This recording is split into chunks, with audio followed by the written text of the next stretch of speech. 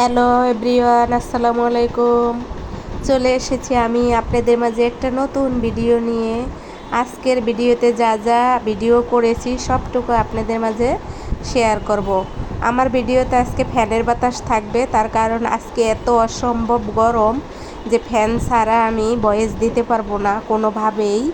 আর যেহেতু আমার এখন এক ধরনের নেশা বলেন এবং পেশা বলেন দুইটাই হয়ে গেছে, আপনাদের সাথে ভিডিও শেয়ার করতে না পারলে আমার রাতে ঘুম হয় না, টেনশন লাগে। শুরু হয়ে গেছে আমার একজন আছে শয়তান, শয়তানের শব্দ শুরু হয়ে গেছে আশেপাশে। যাই হোক, আজকের ভিডিওতে আমি যা যা আপনাদেরকে দেখাবো তার ভিতরে থাকবে কাঁঠাল। গুরুত্বপূর্ণ ব্যাপার হয়েছে কাঁঠাল। আমি রেডি হয়েছি, অফিসের উদ্দেশ্যে যাব, তাই তো রেডি হয়েছি। রেডি হয়ে ঘর থেকে ভিডিওটুকু শুরু করছি আর শেষ করব একেবারে একটুখানি বাজার দিয়ে। যেহেতু আমার বাসায় মেহমান এসেছে আর মেহমানদের জন্য একটু ছোটোখাটো বাজার আয়োজন করা হয়, সেটা আপনারা সবাই জানেন। মধ্যবিত্ত ফ্যামিলির অনেক কিছুই থাকে, আবার অনেক কিছু থাকে না। টুকটুক করে বাজার আনা, সেগুলোও আপনাদের মাঝে শেয়ার করব। আর মেহমানদেরকে আমি যে রান্নাবাড়া করে খাওয়াবো সেটা কিন্তু আপনাদেরকে দেখাবো না, যদি সম্ভব হয় আর যদি কখনো করি ভিডিও তাহলে দেখাবো। তবে নর্মাল খাওয়া দাওয়া দিয়েই কিন্তু ভিডিও আমি শুরু করেছি। নর্মাল খাওয়া দাওয়া আমরা যেগুলো খাই সেগুলো দিয়েই শুরু করেছি, তার কারণ বেশিরভাগই কিন্তু আমি যেহেতু মেডিকেলের সাথে যুক্ত, তাই আমার বাসায় যত মেহমানই আসে, হাজবেন্ডের বাড়ির থেকে হাজবেন্ডের আত্মীয় স্বজন বা আমার আত্মীয় স্বজন সব কিন্তু অসুস্থ হয়ে আসে। তাদের যদি কোনো খুশির অকেশন থাকে তখন আমরা জানতে পারি না, তাদের যখন দুঃখের অকেশন থাকে তখন আমরা জানতে পারি। এবং তারা যদি মৃত্যুর পরে একটা অনুষ্ঠান করে সেটাও আমরা জানতে পারি না, আমরা শুধু জানতে পারি মৃত্যুর আগ পর্যন্ত ডাক্তার দেখাইতে হবে। তাই যাই হোক, দেখো এই যে এই কাঁঠালটা কিন্তু আমার অফিসে আনিছে। আমার অফিসে এই কাঁঠালটা এনেছে, এত বড় কাঁঠাল, দেখতে এত সুন্দর লাগছে, বেশ চমৎকার ছিল কাঁঠালের গায়ের কালারটা, যেটা ভিডিওতে ভালো লাগছে না, কিন্তু খালি চোখে খুবই ভালো লাগতেছিল। আর অনেক বড় কাঁঠালটা, মিনিমাম 15 কেজি কাঁঠালটা ওজন। কিন্তু কাঁঠালটা ভাঙ্গার পরে কোয়াগুলা বের হয়েছে, যেটাকে রোয়া বলা হয়, রোয়াগুলা বের হয়েছে সাদা, কিন্তু কাঁঠালটা মিষ্টি আর রোয়াগুলা ছোট ছোট।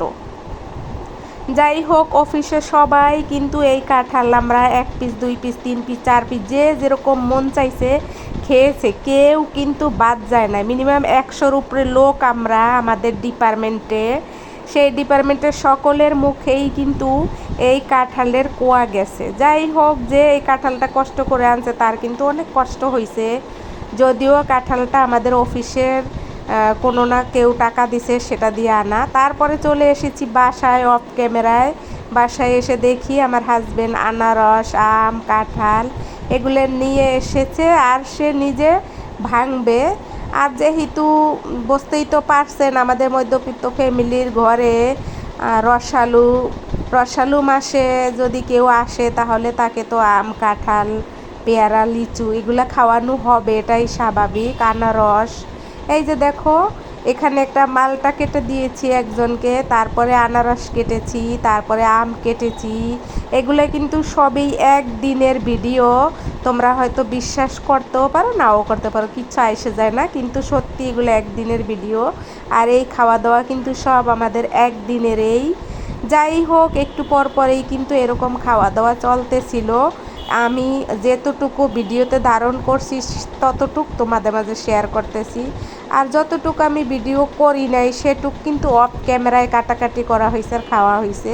আর এই যে দেখো সিম্পল বাজার, ঢেঁড়স, ঝিঙ্গা, পেঁপে, তারপরে মুরগি, গরুর মাংস, চিংড়ি এগুলো নিয়ে এসেছে। পাশাপাশি আরও একটু শুকনা বাজার আছে, যেটা একেবারে লাস্টের দিকে থাকবে। আর আজকে আমি কিন্তু তোমাদেরকে রান্নাবাড়া সবটুকু দেখাইতে পারবো না, জাস্ট কোনো রকম একটু একটু করে ভিডিও তোমাদেরকে দেখাবো। ভিডিও দেখলেই তো বুঝতে পারতেছো যে আসলে জাস্ট তোমাদের সাথে অ্যাক্টিভ থাকার জন্য ভিডিওটা ধারণ করা এবং তোমাদের মাঝে ছেড়ে দেওয়া। তোমরা এই মুহূর্তে আমার পরাণের ভাই বোন যে যেখান থেকে দেখছো, দেশ এবং দেশের বাইরে যেখান থেকেই দেখছো, তোমাদের সকলের জন্য আমার অন্তর থেকে ভালোবাসা ও অভিনন্দন থাকবে। তোমরা সব সময় এগিয়ে যাও, ভালো থাকো। আর আমি তোমাদেরকে একটা কথা বলি, আমি যখন করোনায় পজিটিভ আক্রান্ত হয়েছিলাম তখন থেকেই কিন্তু আমার এই ঠান্ডার সমস্যা আছে। আমার কিন্তু আগে এত ঠান্ডা লাগতো না। আর এখানে আমি চিংড়ি মাছ দিয়ে লতি রান্না করব আর কিছু মুরগির মাংস রান্না করব, পাতলা ঝোল। যেহেতু বুঝতেই পারছো আমি যে বলেছিলাম যারা আমাদের বাসায় আসে তারা কিন্তু রুগী হয়ে আসে, কোনো অনুষ্ঠান অকেশনে আসে না, এবং আমরাও তাদের কোনো অনুষ্ঠান অকেশনে যেতে পারি না, জানতেই পারি না। তারা যখন অসুস্থ হয় তখনই আসে। যেটা বলতেছিলাম যে করোনায় আমি যখন পজিটিভ হয়েছিলাম তখন কিন্তু আমার মুখের রুচি চলে গেছিল, এবং তখন থেকেই কিন্তু আমি একটু একটু করে অসুস্থ।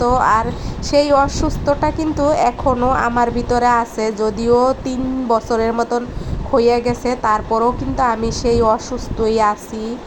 জানি না এখন আবার কি হবে সামনে।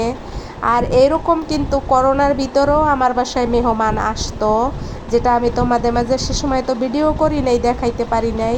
আর এখন একটু ভিডিও করব, হয়তো বলবো, কিন্তু তোমাদেরকে তাদেরকে দেখাইতে পারবো না।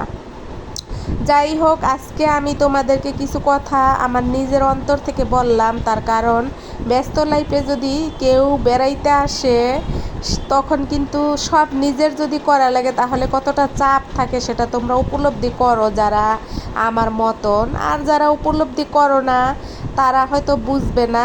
আর বিশেষ করে যদি শরীর অসুস্থ থাকে আর নিজের মন মানসিকতা যদি ভালো না থাকে তা সে তখন কেমন লাগে। জানি উপরে আল্লাহ মেহমানকে কি হিসাবে পাঠায়, আত্মীয় স্বজন কি হিসাবে পাঠায় ফ্যামিলিতে নিয়ামতের জন্য, সেগুলো সবই আমি জানি, আমাকে বুঝাইতে হবে না। কিন্তু তবুও মানুষের কিন্তু আসলে অনেক কিছুরই একটা সীমা থাকে বা ধৈর্য থাকে।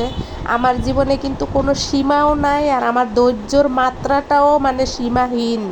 তোমাদেরকে আমি বুঝাইতে পারবো না। দেখো আমার ভিডিওটা কিন্তু একেবারে শেষের দিকে। পরাণের ভাই বোন তোমরা সবাই ভালো থাকো, আমার জন্য দোয়া করবা, আমিও তোমাদের জন্য দোয়া করি। ফিরে আসবো আমি নতুন কোনো ভিডিও নিয়ে, সে পর্যন্ত তোমরা আমার জন্য দোয়া করবা, আমার ভিডিওর পাশে থাকো। সবাই ভালো থাকো।